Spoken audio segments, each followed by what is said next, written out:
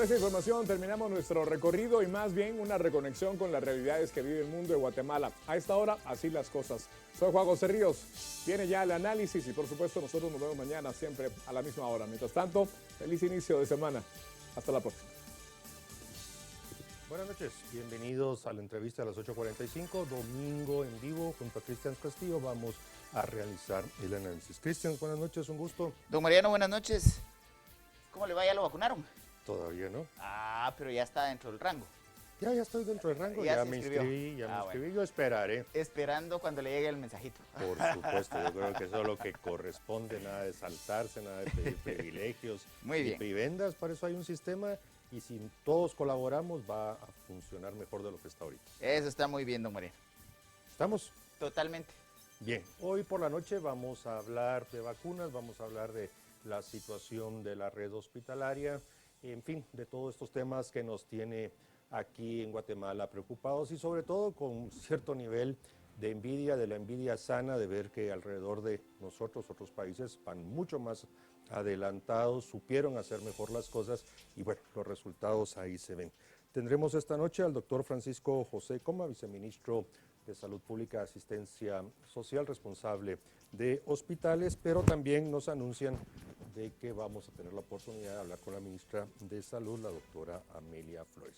Iniciamos con el doctor Coma. Doctor, buenas noches, bienvenido. Mariano, muy buenas noches, un honor, gracias por el espacio.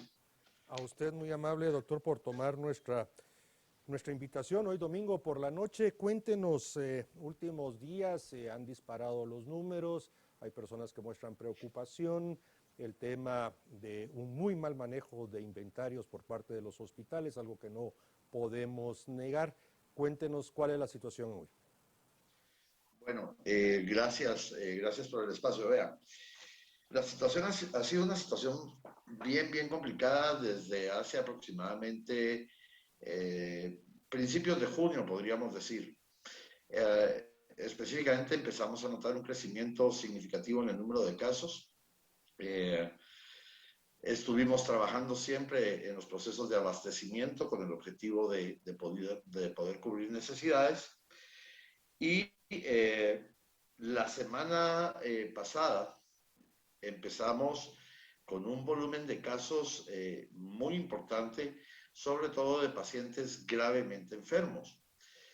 Notamos dos factores importantes que son previos a entrar al tema del abastecimiento. Uno, gente con un rango un poco menor de edad y procesos de agravamiento que se daban en un menor tiempo al inicio de los síntomas de la enfermedad. Empezamos con una dinámica de revisión de insumos y de medicamentos y empezamos a notar que teníamos un serio problema con los medicamentos que son los sedantes que permanentemente hemos venido utilizando. Esto sí quiero hacer referencia, no es que haya sido una sorpresa, sino que el proceso de gestión y adquisición de los sedantes que tradicionalmente usamos, empezamos a notar que había un desabastecimiento por parte de los proveedores. Las unidades ejecutoras, es decir, los distintos hospitales, empezaron con el objetivo de apoyar la dinámica de atención de los pacientes a trasladar medicamentos de una unidad a otra. Yo creo que lo expliqué en un programa anterior en donde hicimos una distribución en la red hospitalaria para el manejo de los pacientes graves, otros hospitales los dejamos para los pacientes moderados. De los lugares donde teníamos disponibilidad de este tipo de sedantes, pues empezamos a hacer una movilización de todos estos medicamentos. Desgraciadamente, en ese proceso o en esa relación de búsqueda de los medicamentos, también coincidió que por la alta rotación o el alto consumo de los mismos, pues también los proveedores se desabastecieron. Esto nos llevó a una situación crítica en donde, y sí quiero ser muy claro, se tuvieron que utilizar métodos alternativos de sedación para algunos pacientes que no necesariamente eran los pacientes que estaban en ventilación mecánica invasiva, es decir, intubados, sino que muchos de estos pacientes eran pacientes que utilizan escafandra, lógicamente son niveles altos o de flujos altos de oxígeno, que también reciben sedación. Ante la escasez y la dificultad, se empezó a utilizar un protocolo alternativo de sedación o de disminución de la sensibilidad a fin de poder brindar los mejores cuidados posibles a los pacientes. Evidentemente esto es una situación terrible de la cual habíamos venido hablando desgraciadamente a lo largo de la pandemia, en donde pues cuando tenemos estos repuntes tan importantes, sabemos que pueden darse escasez de medicamentos o de algunos insumos. Finalmente, el parque de la industria recibió abastecimiento proveniente de otros hospitales, tanto de fentanil, de midazolam, de diazepam y de algunos otros coadyuvantes para mantener sedados a los pacientes. Buenas noches. Doctor ¿Se Obama, dieron buenas noches. recetas a los familiares? Sí. Usted ha mencionado, Se doctor le dio Coma, receta. ¿me Sí, escucha, perdón. doctor? Doctor, Sí, lo escucho. usted ha hablado que a partir de los inicios de junio ha iniciado una escalada. ¿Esta escalada no ha sido lo suficientemente importante como para que se discutan medidas de restricción, sobre todo tratando de prevenir que haya una escalada incontrolable? Y usted ya ha referido que hay desabastecimiento y otro tipo de expresiones en donde el sistema de salud se pone en riesgo. ¿Qué ha incidido en que no se tomen las medidas para poder imponer medidas restrictivas?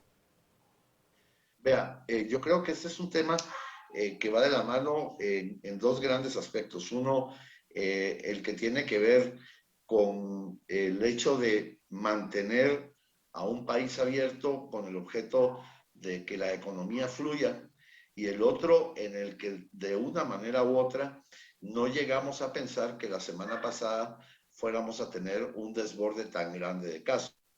Sin embargo, el presidente el martes de la semana pasada lo dijo, señores, por favor, empecemos todos a tener una plena conciencia de la gravedad de la situación, porque en determinado momento no quisiéramos llegar a poner medidas restrictivas. Recordemos que aquí hay dos factores importantes. Uno, el hecho de que esta situación de normalidad, pues evidentemente es importante para el país, más sin embargo, sí es algo que se ha puesto sobre la mesa. No es algo que en determinado momento se descarte. Todos estamos atentos a este proceso de crecimiento de casos, y la realidad es que con los números que estamos viendo en este momento, es muy probable que esta semana a nivel de gabinete se puedan discutir algunas medidas restrictivas si el porcentaje de positividad se mantuviese tal como viene. Hemos tenido días de positividad de alrededor del 25%, lo cual pues es alarmante. Doctor Coma, yo quisiera regresar al tema que estábamos abordando, porque este tema, el problema del sistema de adquisiciones que utiliza el Ministerio de Salud Pública es un problema endémico, es antes de su gestión, mucho antes, durante su gestión, lo hemos hablado, pero al final solo escuchamos el relato de lo que se está sucediendo o lo que se hizo para paliar una situación, ante la incapacidad de tomar o no tener la voluntad de tomar decisiones de fondo.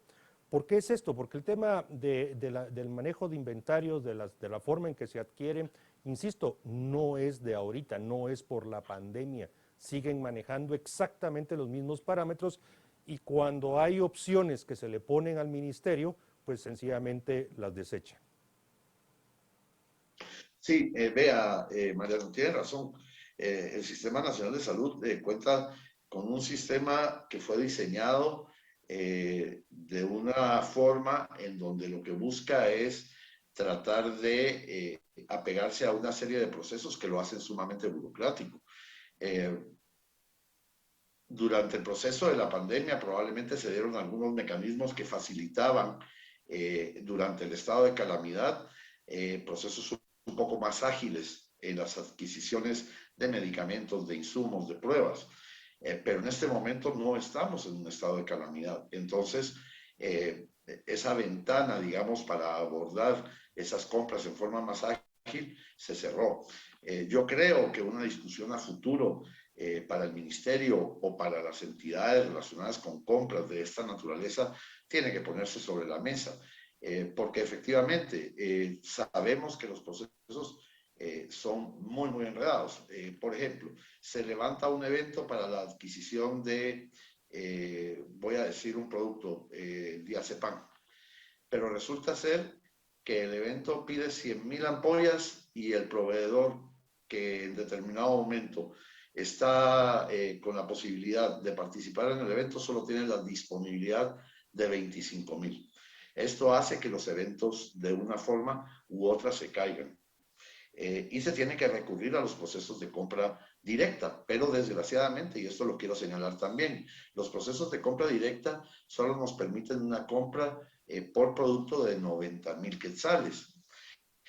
Usualmente cuando hemos tenido problemas de que un evento no se sostiene o un evento tiene un problema y se va por la vía de compra directa, pues logramos abastecer el sistema o a un hospital en concreto, pero con el alto volumen de casos lo que notamos es que aquello que era una compra directa cuya existencia podía durar alrededor de 10 días, Mariano, se estaba agotando, como ejemplo, la semana pasada en un promedio de 2 o 3 días. Y también, como usted lo señalaba, ministra, y Cristians continuará. Doctora Amelia Flores, buenas noches, bienvenida a este espacio de entrevistas del noticiero Las 8:45. Hemos estado conversando hasta este momento, doctora, que desde principios de junio ha venido experimentándose un alza en los contagios y esto ha llevado a poner en riesgo de desabastecimiento el sistema de salud. El doctor Coma ha referido ya con lujo de detalles los problemas históricos además para las compras y ha referido que el tema de estados de excepción han facilitado la compra en medio de la pandemia. ¿Han ustedes conversado en gabinete la posibilidad de ante cómo se está expresando la pandemia en este momento, discutir medidas restrictivas y poder imponer un estado de excepción para también poder abastecer al sistema de salud? Muchas gracias y buenas noches. En efecto, hemos conversado y lo hacemos diariamente en relación al alza de los casos en gabinete y con el señor presidente, que está muy preocupado también por esta situación. Insistimos en que el tema principal es el uso de las medidas preventivas. De nada vale estar cerrando y estamos claros. La gente está cansada de oír que les digamos que hay que mantener el aforo, que hay que usar mascarilla. Lo vemos los fines de semana, los lugares están a tope y aún no solamente los fines de semana, no estamos respetando nada, entonces es inevitable que los lugares, nuestros hospitales y nuestros servicios estén llenos. Doctora Flores, gracias, buenas noches, bienvenida. Yo quisiera dado que realmente las respuestas y el relato recurrente del tema de las adquisiciones y el manejo de inventarios es algo que no lo vamos a resolver aquí y realmente las respuestas son insatisfactorias. Yo quisiera centrarme en el tema de algo que sigue creciendo y es esa demanda de todos por saber en qué momento se va a poder tener una cantidad suficiente de vacunas en el país que le permita a ustedes salir con esa vacunación masiva. Con el haber abierto el tramo de mayores de 50 años se demostró que ahí sí ya hay una cantidad enorme de personas deseosas de ser vacunadas, no algunas reticencias que hay en los superiores, pero que ahí van, pero ya ahora sí se nota de que hay una demanda muy fuerte. Por lo tanto, cuéntenos cómo está su programación, qué ofertas tiene, qué es posible que en el corto plazo se pueda recibir, tener ya en el país y efectivamente aumentar la cantidad de personas vacunadas. Muchas gracias, Mariano. definitivamente nos gustaría decir que ya vamos a contar con una cantidad importante de vacunas. Sin embargo, trabajamos arduamente, de verdad. Podemos decir que 24/7 en el tema de adquisición de vacunas. No es fácil, no es como cualquier compra. Requiere una cantidad de requisitos que muchas veces al país se le hace difícil cumplir. Sin embargo, hemos avanzado con algunas. Aún para el tema de la donación, estamos fuertemente para poder establecer con la vacuna que nos vayan a donar ese enlace legal que nos pueda permitir también la compra de esa misma vacuna. Esperamos en esta semana ya tener todo este proceso. Yo diría que de lunes a martes ya haberlo concretado y poder recibir esa cantidad de vacunas donadas. En relación a la vacuna Sputnik, que ustedes saben que hemos estado trabajando duro en este proceso y luchando porque nos den más vacuna.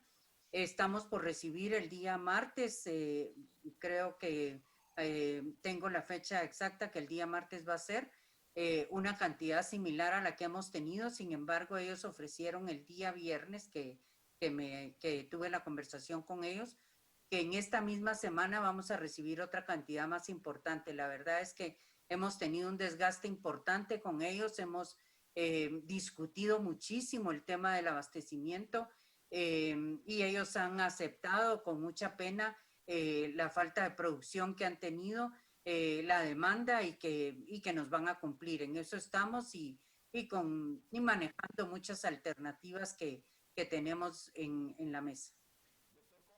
En este momento, ¿cuál es el panorama de la red hospitalaria? ¿Cuáles son los hospitales con mayores problemas de abastecimiento y cuáles son los que están sobresaturados? Gracias. Vea, tuvimos muchísimo problema, principalmente en Parque de la Industria. Antes tuvimos problemas en el San Juan de Dios. En el San Juan de Dios sí hubo, y tengo que mencionarlo, un problema con los procesos de los distintos eventos y el desabastecimiento principalmente se dio en estos dos hospitales. Los otros hospitales tenían existencias razonables para poder manejar el incremento de casos. Y aquí yo solo quiero hacer una reflexión que creo que es importante que la tengamos presentes todos los guatemaltecos. Estamos en un sistema de salud en el que actualmente estamos recibiendo un fuerte volumen, no solo de pacientes COVID, sino que tenemos una alta incidencia de pacientes politraumatizados que están ingresando a las emergencias diariamente. También estos pacientes tienen altos consumos de estos medicamentos que se desabastecieron. Concretamente fueron 6 insumos del total de los productos que el hospital maneja. El San Juan de Dios sí tuvo otros problemas con algunos medicamentos por temas de adjudicación o porque el proveedor en su momento no entregaba. Pero dirigiéndonos específicamente a la situación actual, los hospitales en mayor nivel de crisis fueron Parque de la Industria, en su momento productos específicos para el manejo del COVID también en el San Juan de Dios, y algunos hospitales del interior de la República, en donde por el fuerte volumen de pacientes también tuvieron problemas, por ejemplo el de Huehuetenango. Como le digo, lo que se trabajó fue un sistema de direccionamiento o préstamo de un hospital a otro con el objeto de ir resolviendo la situación. Y también recurrimos a otras instancias, por ejemplo, ir a la búsqueda de préstamos en otros países de la región a través de un mecanismo que existe con el objeto de que pudiéramos o podamos recibir si el desabastecimiento persistiera, aunque creemos que no va a continuar porque, por ejemplo, ya sabemos que el día viernes un proveedor recibió la adjudicación de un contrato para la venta de fentanil, que era el producto que más escaseaba, pero también el señor presidente hizo gestiones con hermanos países a fin de que si continuaba el desabastecimiento se nos pudiera enviar los productos más urgentes. En esto intervino la señora ministra y creemos pues que la situación se va resolviendo. Como les digo, de nuevo reitero, vamos a regresar con la señora ministra Amelia Flores, y es que como usted sabe, estamos en vivo, así que nos entran consultas de la audiencia de Canal Antigua. La parte de la donación a la que usted hacía referencia no quedó muy claro. ¿Usted se refiere a esa oferta que hizo el gobierno de los Estados Unidos de alrededor de 500,000, yo lo voy a decir, vacunas, y por favor, son dosis, usted me corrige? Yo entiendo que son 500,000 vacunas. Si ya fueron identificadas la marca que estaría ingresando pues en los próximos días, y lo otro es si puede ratificar en el tema de la Sputnik. Usted espera 50,000 para el martes y en el transcurso de la semana un monto superior. ¿Le escuchamos correctamente? Así es, empezando por la última, así es, vamos a recibir esa cantidad el martes, o sea que ya viene en camino. Y esta misma semana, y yo me voy a asegurar el día miércoles de la siguiente reunión, estaremos recibiendo un monto más grande. Eso nos va a hacer cubrir todo, y creo que aquí es importante mencionarles que en este tiempo hemos fortalecido mucho tanto el interior del país como en los diferentes centros del Departamento de Guatemala con el equipo de congelación necesario para utilizar esta vacuna. Así que estamos preparados, creería yo, en un 70% del país para utilizarla. Señora ministra, ¿Y la donación? La vacuna Es que de no nos donación. respondió lo de la donación. Sí, perdón. En relación a esta vacuna, ustedes saben que podemos recibir cualquiera de las 3 vacunas fabricadas en Estados Unidos. No vamos a recibir AstraZeneca porque no se cuenta entre estas 3. Con AstraZeneca nosotros ya tenemos una historia de trabajar con ella, tanto por COVAX como por donación. En cambio, con las otras 3 no. Por esta razón estamos trabajando en como que fuera una compra bilateral. O sea, tenemos que llenar todos los requisitos para poder obtenerla, y creo que la ventaja es que al cumplir con todos estos requisitos para la donación podemos inmediatamente ya poder enlazarnos para estar tranquilos con una compra bilateral. Señora ministra, el viernes tuvimos una entrevista con la defensora de hospitales de la Procuraduría de Derechos Humanos, quien hacía referencia a que hay únicamente 105 centros de vacunación a nivel nacional, en su mayoría en centros urbanos. ¿Cómo se está pensando descentralizar, principalmente para las áreas más lejanas? Se ha referido el doctor Coma a los altos contagios en Huehuetenango, que es un departamento con pues una extensión muy amplia y además con áreas rurales muy lejanas. ¿Cuál es el esfuerzo que el ministerio piensa hacer para pasar de esos 105 actuales a una descentralización que permita tener más acceso a las vacunas, principalmente de la población rural? Sí, muchísimas gracias. Una pregunta muy importante. Como ustedes saben y los que han leído el Plan Nacional de Vacunación, ahí no se establece detalladamente la estrategia comunitaria. Este es un anexo que se está incluyendo. Ya está terminada y definida. Ya nos hemos reunido con todos los directores de área y ellos conocen cuál va a ser la manera de introducir la vacuna a nivel comunitario. Aquí hemos tenido muchísimas propuestas de las direcciones de área de salud y del personal de enfermería, donde nos dicen, miren, llegamos a las comunidades, hay personas que están comprendidas entre las edades que están abiertas que no se quieren vacunar, pero otras sí. Entonces, si llegamos a la comunidad, ¿las vacunamos o no? Entonces, esto incluye la estrategia comunitaria. Llegaron al lugar y van a vacunar no solo a los que están en el rango de edad abierto, sino en todas las personas que estén en ese momento seguras de que quieren optar a la vacunación. ¿Y esta estrategia comunitaria, señora ministra, más o menos en qué perspectiva de tiempo para que arranque? ¿O vamos a asegurar primero un stock suficiente de vacunas en el país para poder iniciar con la estrategia? La estrategia ya está lista, las áreas ya empezaron a trabajar en esto. Sin embargo, recuerden que hay un plan, como lo mencioné al principio, entonces ellos, tanto el como el personal médico, tenía la inseguridad o el temor de que la Contraloría pudiera hacerles reparos por estar vacunando personas que no estuvieran dentro de estos rangos. Ahora, con la apertura de esta estrategia ya dentro del plan, ellos ya pueden hacerlo.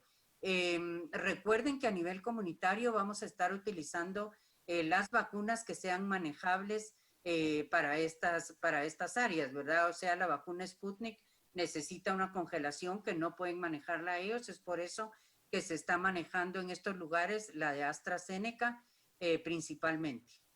Doctor Coma, la prioridad desde que se empezó a recibir donación de vacunas fue el personal de primera línea. ¿Cómo va el proceso del esquema completo para el personal sanitario? ¿Quiénes ya lo lograron cubrir? ¿Cuál es el déficit que a la fecha se tiene?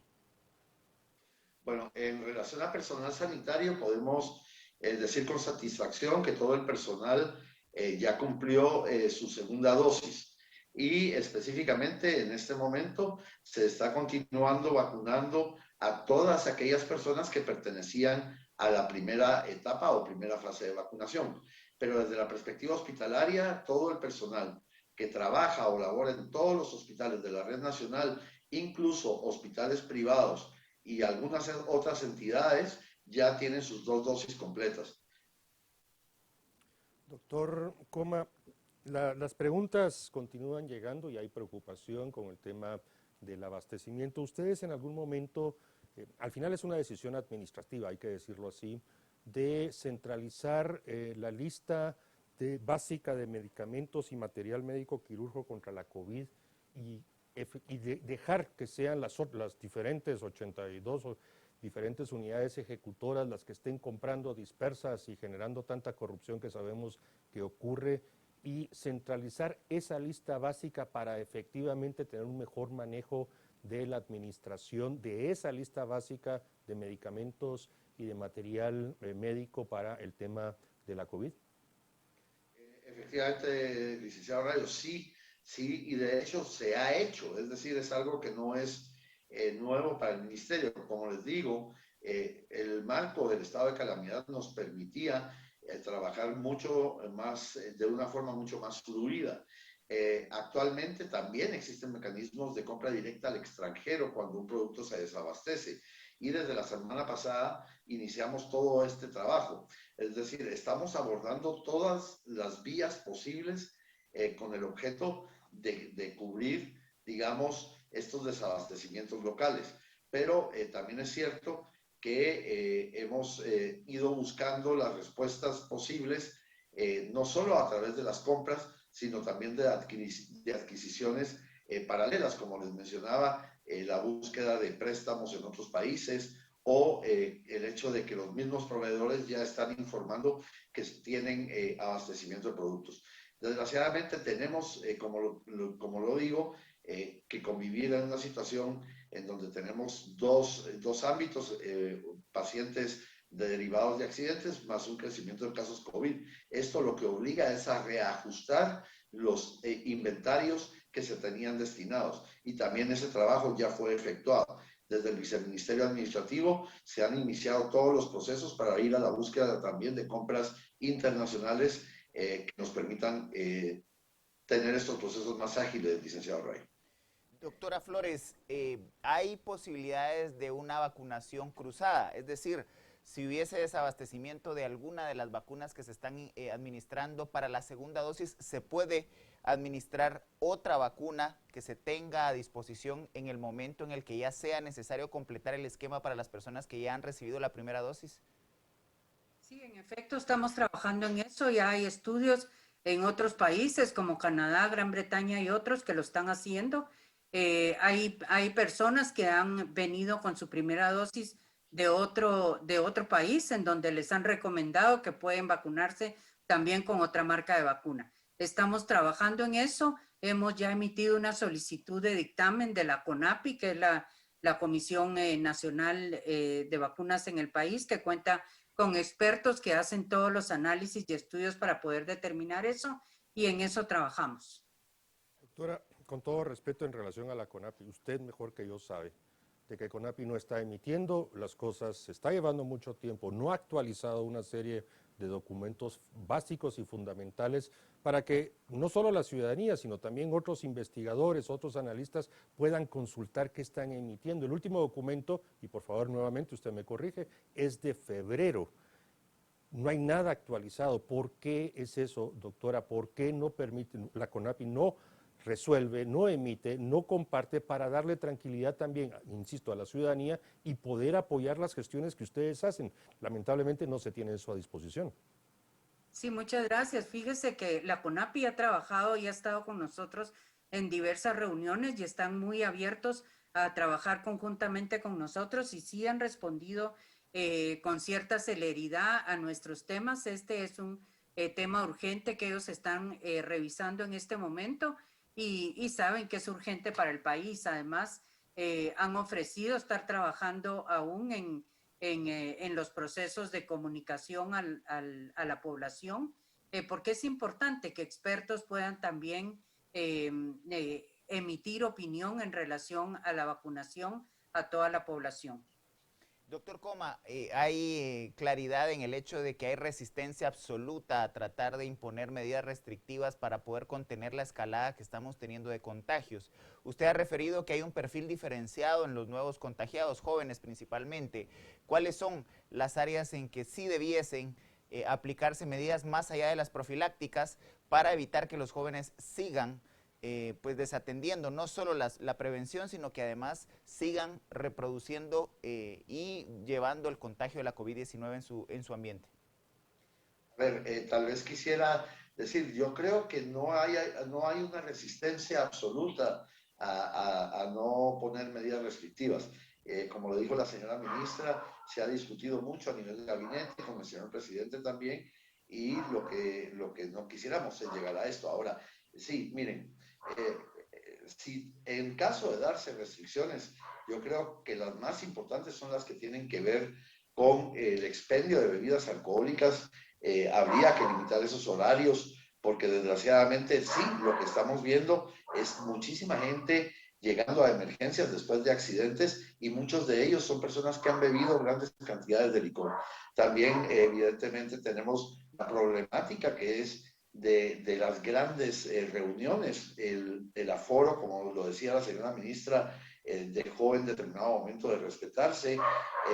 Hemos tenido muchísima presión en el sentido de que cuando las multisectoriales conformadas para revisar el cumplimiento de los aforos, muchas de ellas son recibidas de una pésima manera. En fin, yo creo que no es que haya una resistencia a imponer medidas, se quiere ser razonable en las medidas. Las principales para mí sería la restricción en la venta de bebidas alcohólicas y probablemente en determinado momento algún horario tope de circulación, porque sí, es en la madrugada o altas horas de la noche donde vemos el mayor número de accidentes. Doctora Flores, el debate de las medidas no sanitarias para la contención de la expansión del COVID es un tema abierto, lo fue durante el año 2020 y lo sigue siendo. Hoy está demostrado que muchas de ellas no fueron lo suficientemente eficaces, sino fueron otros los factores que reprodujeron la expansión del virus. Y en ese contexto, doctora, ¿algún otro elemento? Porque hay que recordar, ustedes emiten cada 15 días el semáforo, hay una serie de medidas sanitarias que ustedes están vigentes y que al final uno se pregunta, bueno, ¿por qué no las hacen cumplir? ¿Por qué no, en lugar de estar buscando y exigiendo cosas nuevas, cumplen lo que ya emiten? ¿Dónde está ahí el problema?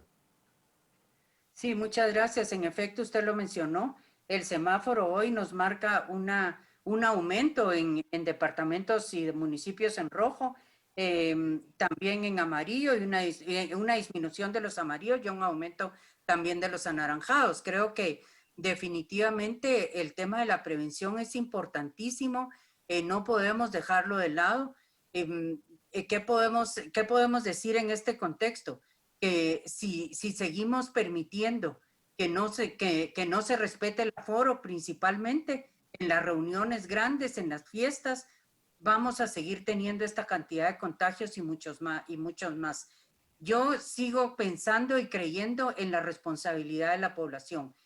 Y también estoy clara que la población se ha cansado, pero creo que deben poner los ojos en el aumento de los casos, en la virulencia que estamos viendo en el virus en este momento y en los esfuerzos que estamos haciendo todos por por evitar el cansancio del personal de salud en los servicios y principalmente en la muerte de las personas que llegan graves a estos hospitales. Así que yo insisto en que debemos ser los guatemaltecos los que lo tomemos con seriedad. Creo que la vacunación es importante, pero no es solo eso.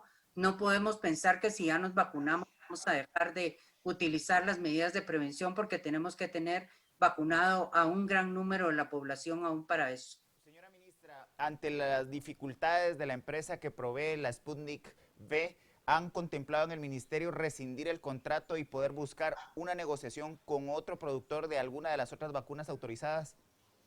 Mire, no hemos descansado de trabajar con otras empresas que venden vacunas, con otros fabricantes. Estamos trabajando, como lo he dicho siempre, con todas las demás.